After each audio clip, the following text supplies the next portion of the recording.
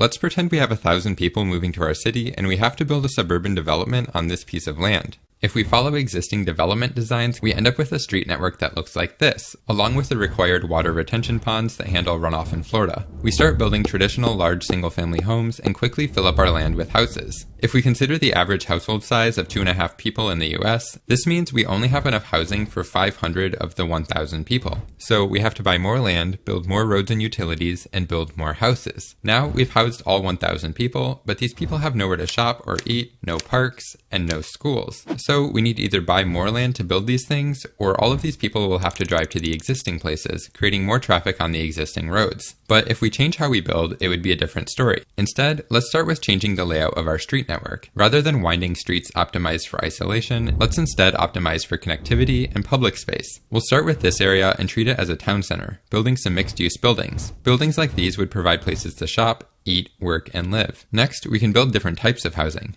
This could be things like duplexes, which have 2 dwellings per unit, cottage courts, which are small individual dwellings that share a common space, townhouses, which are a row of dwellings in a larger building, apartments, and a variety of detached single-family homes, including ones with front yards and garages in the back, and some traditional larger ones with big yards and driveways. While the average household size is 2.5 people, now that we have a wider variety of housing types, different size households can choose a housing type that might be a better match for their needs. For example, a single young adult might choose to live in a cottage, while a retired couple might choose to live in a townhouse, and a family of 4 might choose to live in a big house with a backyard. Taking this into consideration, we're able to redistribute our average household size by housing type. And when we look at our entire development, we've managed to not only house all 1,000 people without having to buy any additional land, but we've also made space for shops, restaurants, and offices. In fact, we still have some room to spare. We can use this space for a school, parks, public pools, or more mixed use. Since we didn't have to purchase more land, all of that additional land purchased in the first example is able to remain untouched, whether that's natural wildlife habitat or productive farmland. And the local government doesn't have to pay for and maintain all of those additional roads and utilities that would have been built. This example uses 1,000 people and a small piece of land for the sake of simplicity to show this concept,